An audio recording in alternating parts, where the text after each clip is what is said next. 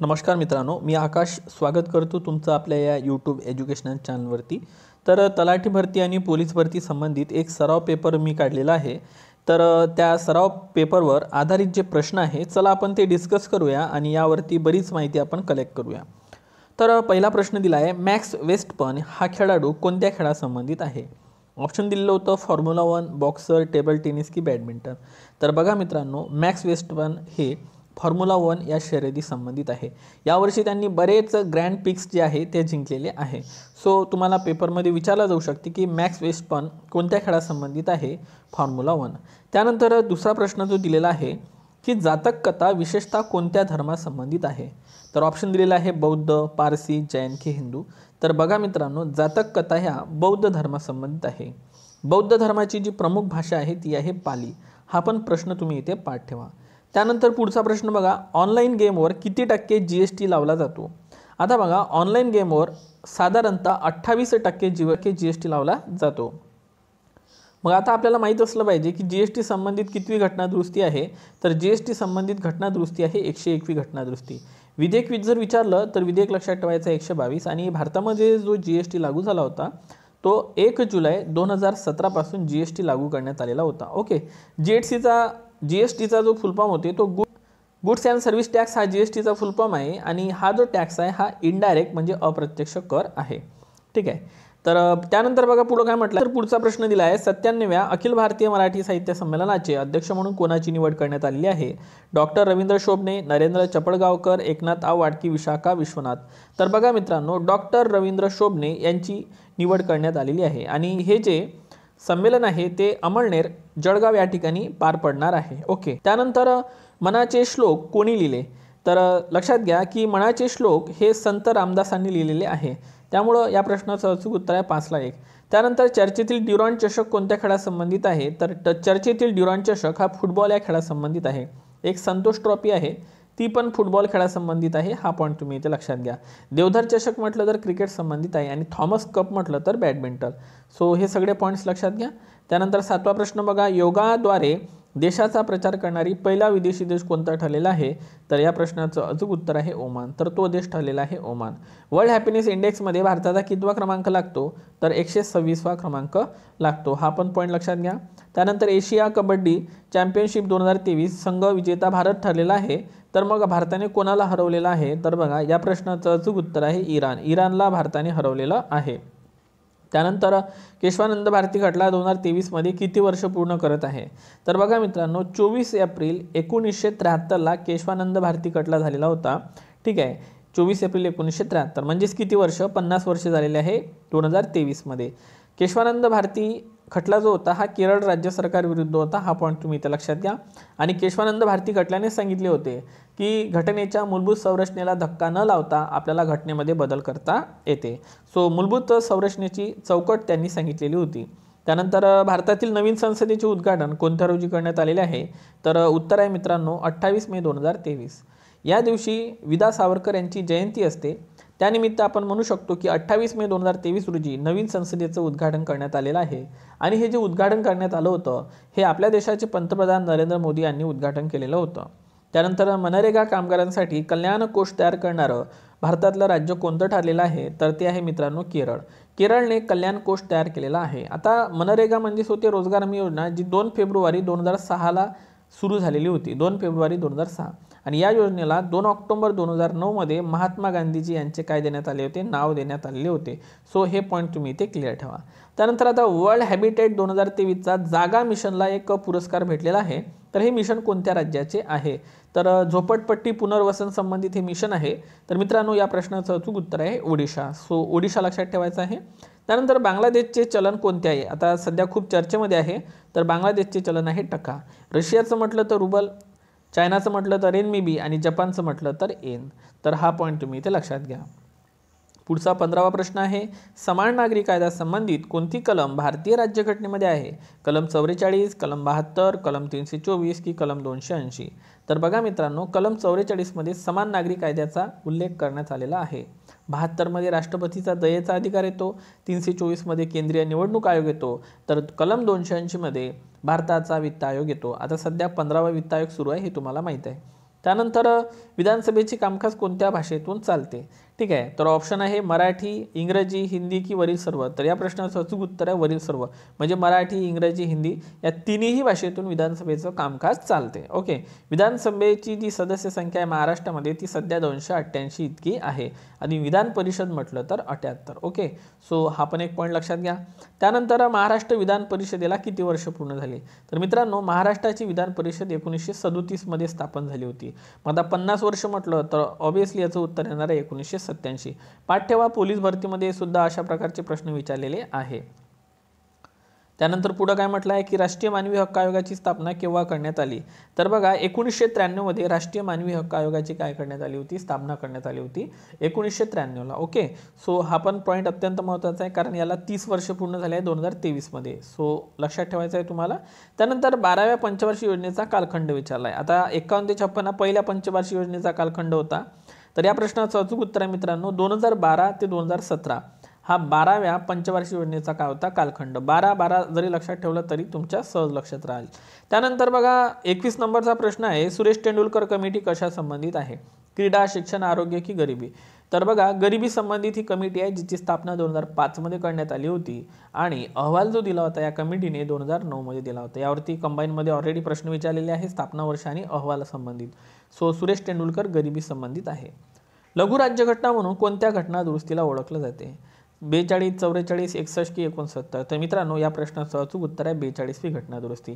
So 42व्या घटना दुरुस्तीला mini constitution म्हटलं जाते कारण 42व्या घटना दुरुस्तीनं बरेच बदल हे घटनेमध्ये झालेले होते. संपत्तीचा हक्क रद्द झाला 44व्या घटना दुरुस्तीनुसार. मतदारांचं वय लक्षात असू द्या, मतदारांचं वय हे 21 वरून 18 करण्यात आलेलं होतं राजीव गांधी यांच्या काळामध्ये. तर ती 61वीच घटना दुरुस्ती होती.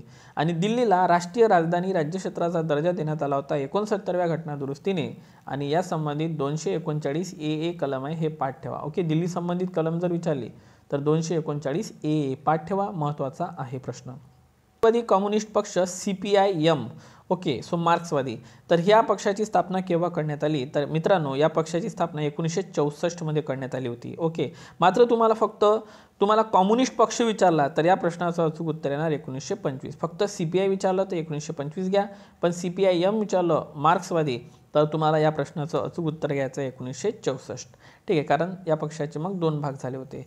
त्यानंतर भारतामध्ये पहिली सार्वत्रिक निवडणूक केव्हा पार पडली? तर बघा मगाशीच मी तुम्हाला सांगितलं भारतात 1952 मध्ये पार पडलेली होती. ओके, त्यानंतर पुढे बघा मित्रांनो की जागतिक जल दिवस कधी साजरा केला जातो? तर बघा जागतिक जल दिवस हा 22 मार्च रोजी साजरा केला जातो. ओके, जागतिक जल दिवस 22 मार्च. त्यानंतर बघा वन दिवस म्हटलं जागतिक तर तो असतो आपला 21 मार्चला. मानवी हक्क दिवस म्हटलं तर 10 डिसेंबरला आणि ओझोन दिवस म्हटलं तर 16 सप्टेंबरला. ठीक आहे, लिहून घेत चला. आपल्या शरीरात जन्मतः साधारणतः किती हाडे असते? तर बघा आपल्या शरीरात जन्मतः साधारणतः किती हाडे असतात? तर जेव्हा लहान बाळ असते तेव्हा त्याच्या जन्म झाल्यानंतर 306 हाडं त्याच्या शरीरामध्ये असते. 306 नंतर किती होतात ते मला खाली कमेंट करून सांगा तुम्ही. ठीक आहे, त्यानंतर कर्नाटकचा राज्यप्राणी आपण बघितला त्या दिवशी. कर्नाटकचा राज्यप्राणी हत्ती आहे आणि हत्तीच्या संवर्धनासंबंधित प्रोजेक्ट एलिफंट आहे मित्रांनो. प्रोजेक्ट एलिफंट जो की 1992 आहे, सध्या चर्चेमध्ये आहे. पाठ ठेवा प्रोजेक्ट एलिफंट 1992. आणि प्रोजेक्ट टायगर म्हटलं तर आपल्या सर्वांना माहिती आहे 1973. आता प्रोजेक्ट टायगरला 50 वर्ष पूर्ण झाले आहेत 23 मध्ये. सो प्रोजेक्ट एलिफंट पाठ ठेवा 92. आणि कर्नाटकचा तो राज्यप्राणी आहे. महाराष्ट्राचा राज्यप्राणी शेकरू आहे, हे तुम्हाला माहीत आहे. की 28 नंबरचा प्रश्न दिला आहे की संत तुकडोजी महाराज यांनी लक्षात घ्या कोणता ग्रंथ लिहिलेला होता? ऑप्शन दिला आहे गीताई, ग्रामगीता, गीतांजली की गीता रहस्य? तर मित्रांनो या प्रश्नाचं अचूक उत्तर आहे त्यांनी ग्रामगीता हा ग्रंथ लिहिलेला होता.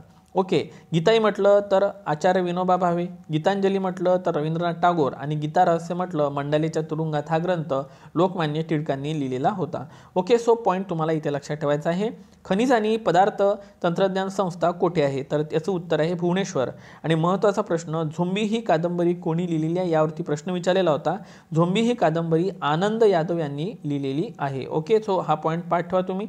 त्यानंतर पुढं काय म्हटलं आहे की विष्णू वामन शिरवाडकर यांचे टोपण नाव काय आहे? विवा शिरवाडकर यांचे टोपण नाव काय आहे? तर आपल्या सर्वांना माहीत आहे कुसुमाग्रज या नावानं ते ओळखले जातात. राम गणेश गडकरी यांना गोविंदाग्रज. ठीक आहे, त्याच्यानंतर नारायण मुरलीधर गुप्ते म्हटलं तर बी आणि कवी ग्रेस म्हटलं तर माणिक गोळघाटे यांना ओळखलं जाते. सो हा पॉईंट तुम्ही इथे लक्षात घ्या. त्यानंतर लीलाचरित्र हा आद्यग्रंथ कोणी लिहिलेला होता, तर बघा हा आद्यग्रंथ माईन भटांनी लिहिलेला होता. मात्र तुम्हाला विवेक सिंधू जर ग्रंथ विचारला असता तर उत्तर असलं असतं मुकुंदराज. ओके, सो पॉईंट पाठवा.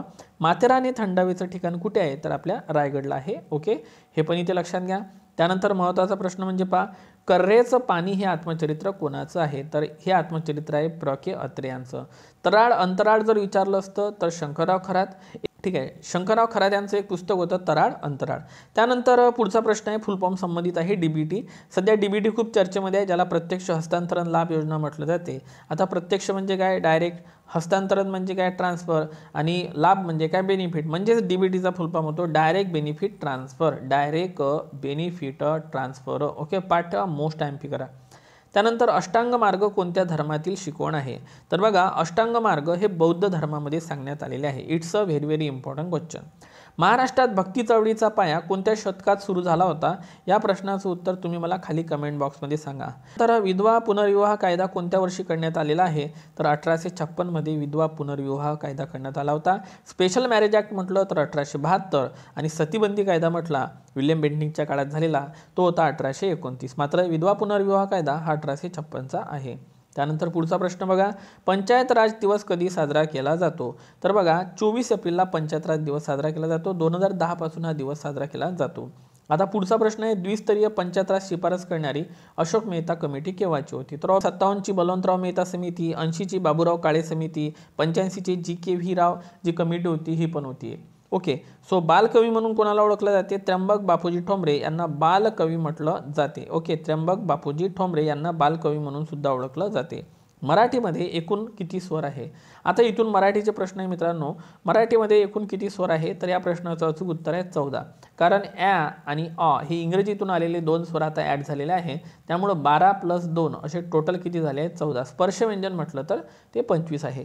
त्यानंतर सोने या शब्दाचे वचन बदलून कोणते रूप होईल, तर सोनेचं एक वचन आणि अनेक वचन सारखंच असते, त्यामुळे सोनेचं सोनेच होणार. हा पॉईंट तुम्ही इथे पाठ ठेवा. उंट या शब्दाचे स्त्रीलिंगी रूप सांगा, तर उंट या शब्दाचे स्त्रीलिंगी रूप आहे उंट, उंटीन, उंटणी की सांडणी, तर या प्रश्नाचं अचूक उत्तर आहे सांडणी. ओके, सो स्त्रीलिंगी जे रूप आहे तांडणी. त्यानंतर वाहने जलद चालू नये, कसे चालू नये, जलद चालू नये, क्रियापदाबद्दल विशेष माहिती दिली, त्यामुळे हे झालं क्रियाविशेषण. ओके, त्यानंतर पुढं काय म्हटलं आहे, सुया या शब्दाच्या एक वचनी शब्दाचे लिंग सांगा. आता सुई, एक सुई, 10 सुया. आणि काय म्हटलं, सुया या शब्दाच्या एक वचनी शब्दाचे लिंग सांगा, तर ती सुई. ओके, सो ती म्हणजे स्त्रीलिंगी, म्हणजे या प्रश्नाचं अचूक उत्तर आहे ऑप्शन नंबर 1. चपला या शब्दाचा समानार्थी शब्द सांगा. चपळ, सौदामिनी, अर्णव की सविता, तर या प्रश्नाचं अचूक उत्तर आहे चपला म्हणजे होते सौदामिनी. ओके, ज्याला वीज म्हणतो आपण. आणि अर्णव म्हणजे होते समुद्र, सविता म्हणजे होते सूर्य. ओके मित्रांनो, तर हे फास्ट आपण प्रश्न घेत आहे, तर तुम्ही नंतर हे लिहून घ्या. तुला ज्ञान हवे की धन हवे, तुमच्यासमोर ऑप्शन जेव्हा येते, विकल्प येते, तेव्हा ते विकल्प बोधकमध्ये टाकायचं. ओके, मी खूप अभ्यास केला पण मला मार्क कमी मिळाले, पण आलं तर न्यूनत्व बोधक घ्यायचं. ओके, चांगला औषधोपचार लाभावा म्हणून मी मुंबईला गेलो, उद्देश बोधक. त्यानंतर जर मी म्हटलं की मी उत्तम भाषण दिलं म्हणून मला बक्षीस भेटलं, तर ते परिणाम बोधक. तर असे हे प्रकार आहे. त्यानंतर संस्कृतमधून मराठीत जसेच्या तसे आलेल्या शब्दांना काय म्हणतात, जसेच्या तसे म्हटलं तत्सम, सम, याच्यावरून लक्षात ठेवा तत्सम शब्द. तद्भव शब्द म्हणजे संस्कृतमधून मात्र थोडा बदल होऊन आलेले शब्द असतात, त्यांना तद्भव शब्द म्हणतात. आणि देशी शब्द म्हणजे ज्या भाषेचा उगम कुठून झाला हे माहीत नाही आहे, त्याला देशी असं शब्द म्हटलं जाते. आणि परभाषीय म्हणजे जे परप्रांतातून आलेले शब्द आहेत त्यांना परभाषीय शब्द असे म्हटलं जाते. त्यानंतर जीकेचे काही महत्त्वाचे प्रश्न. जगप्रसिद्ध खजुराहो लेणी कोणत्या राज्यामध्ये आहे, तर आपल्या सर्वांना माहीत आहे जगप्रसिद्ध खजुराहो लेणी मध्य प्रदेश या राज्यामध्ये आहे. कोणत्या राज्याची सीमा लागलेली नाही, गोव्याची लागली आहे, मध्य प्रदेश, कर्नाटक, मात्र आंध्र प्रदेशची सीमा लागलेली नाही आहे, तर आपल्याला आता तेलंगणाची सीमा लागलेली आहे. सो हा पॉईंट लक्षात घ्या. त्यानंतर तू घरी जायचे होते, संकर प्रयोग ओळखा. आता बघा मित्रांनो, हा खूप सोपा प्रकार आहे आणि आपल्या यूट्यूब चॅनलवरती यावरती मी एक 9 ते 10 मिनिटाचा व्हिडिओ बनवलेला आहे. तो एकदा तुम्ही बघितला की तुमचा प्रश्न चुकणार नाही, ही माझी गॅरंटी आहे. ओके, सो हा पॉईंट लक्षात घ्या. आता तू घरी जायचे होते कसं ओळखायचं, तू आला ना तर कर्ता असणार, तू आला तर कर्ता असणार. आणि या वाक्यामध्ये घरी जाण्याची क्रिया त्याच्यावरच घडली, कर्त्यानं केलेली क्रिया कर्त्यावरच घडत असेल तर ते वाक्य अकर्मक असते.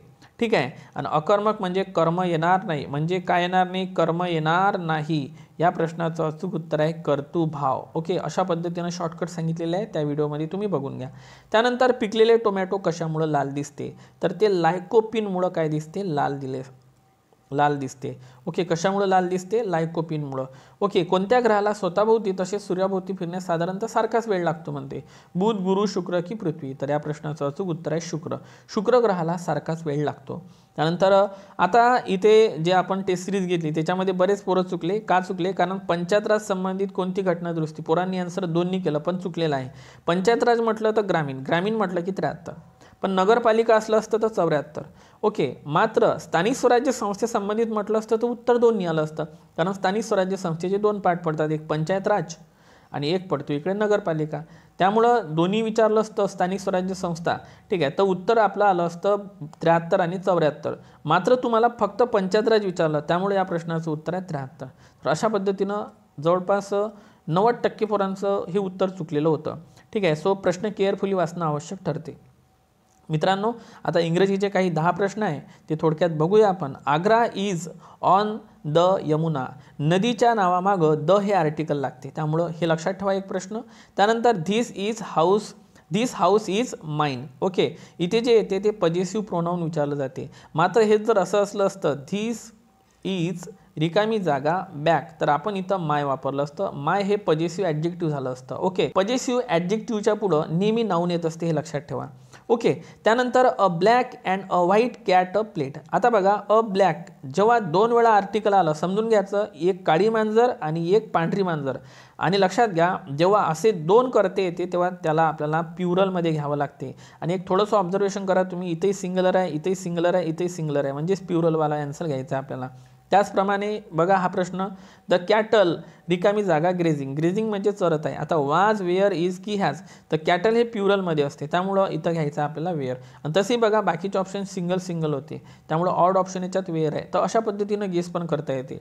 आता आय इट अ मँगो, याचा चेंदवाईज काय होईल, तर बघा सब्जेक्ट आहे आय, त्यानंतर व्हर्ब आहे आपलं इट. ठीक आहे, व्हर्ब आहे it, subject plus V1 plus आणि ऑब्जेक्ट. मग ऑब्जेक्टला समोर आणावं लागते, मग अ मँगो आपण समोर आणलेला आहे. ठीक आहे, अ मँगो. त्यानंतर हे प्रेझेंटमध्ये आहे, त्यामुळं आपण इथं इज घेतला. इटचं तिसरं रूप होते इटन, आणि बाय आणि आयची द्वितीय होत असते मी, म्हणून या प्रश्नाचं अचूक उत्तर option number 3, a mango is eaten by me. ठीक आहे, त्यानंतर 61 नंबरचा प्रश्न काय म्हणतो, I have live in a Mumbai 1991. मित्रांनो, जेव्हा एखाद्या कालखंडाचं टोक दिलं असते, टोक सुरुवात दिलेली असते, तेव्हा आपण इथं सिन्स वापरायचं. मात्र जर इथं कालखंड दिला असता, ठीक आहे, जर समजा इथं 2 मंथ असलं असतं, 2 मंथ, ठीक आहे, तर काय झालं असतं, आपण फॉर वापरलं असतं. म्हणजे कालखंड आला तर फॉर वापरा, आणि टोक जर आलं, ठीक आहे, कालखंडाचं जर टोक आलं तर आपल्याला उत्तर घ्यायचं आहे सिन्स. अशा पद्धतीनं थोडक्यात हे लक्षात ठेवायचं आहे. त्यानंतर बघा, I had not return a book. आपल्याला टेन्स आयडेंटिफाय करायचं आहे, ओळखायचं आहे. I had not return a book. Had plus V3 म्हणजे पास्ट परफेक्ट टेन्स. ओके, इथं हॅज वगैरे असलं असतं तर काय झालं असतं, किंवा हॅव असलं असतं, आय हॅव, तर इथं उत्तर असलं असतं प्रेझेंट परफेक्ट टेन्स. परंतु हॅड प्लस V3 आलं, डायरेक्टच उत्तर निघालं आपलं पास्ट परफेक्ट टेन्स. ओके, 63 नंबरचा प्रश्न बघा, he writes a letter. Question tag करा. क्वेश्चन टॅग करताना वाक्य पहिले जसं त्या तसं लिहायला लागते, नंतर कॉमा द्यावं लागते. ठीक आहे, आता इथं डायरेक्ट आन्सर घेतलेला आहे. आता बघा, राईट्स आहे म्हणजे आपल्याला इथं डज फॉर्ममध्ये घ्यावं लागेल, आणि क्वेश्चन टॅग पॉझिटिव्ह असला तर इकडे काय होते, निगेटिव्ह होते, आणि हीच इकडे ठेवायचा आणि क्वेश्चन मार्क द्यायचा. Doesn't he option number 2. त्यानंतर व्हॉट आर यू डुईंग कोणत्या मूडमध्ये आहे, तर इंडिकेटिव्ह मूड. इंडिकेटिव्ह मूड म्हणजे ज्याच्यामध्ये सरळ विधान केलं असेल, प्रश्न विचारले असेल, ते इंडिकेटिव्ह मूड असते. पण मी जर आज्ञा दिली असती ओपन द डोअर, तर मग काय झालं असतं स्टुडंट, आज्ञा दिलेली हे वाक्य जे आहे ते कोणत्या मूडमध्ये येते, ते येते इम्पेरेटिव्ह मूडमध्ये. ओके, आणि मी जर म्हटलं असतं if I were a bird I fly in the sky. Okay, I fly in the sky, तर हे कशामध्ये गेलं असतं, इच्छावालं वाक्य, हे गेलं वाक्य आपलं सब्जेक्टिव्ह मूडमध्ये. ओके, सो हे छोटे प्रश्न आहे, हे पाठ करून घ्या. आणि आजचा शेवटचा प्रश्न आहे केनल. केनल म्हणजे काय असते, जिथे कुत्रे असतात. लक्षात घ्या, कुत्र्यांचं घर असते त्याला केनल म्हटलं जाते. घोड्यांचं म्हटलं तर स्टेबल, बीचं म्हटलं तर ह्यू, लक्षात ठेवा, बीचं म्हटलं तर ह्यू, आणि शिपचं म्हटलं तर ते असते पेन. ओके, सो हे सगळे पॉईंट तुम्ही इथे लक्षात घ्या. मित्रांनो, हे आपण एक थोडक्यात घेतलेलं लेक्चर होतं. तुम्हाला हे 65 प्रश्न कसे वाटले नक्की खाली कमेंट बॉक्समध्ये सांगा. लवकरच भेटू. तोपर्यंत take care and thank you so much.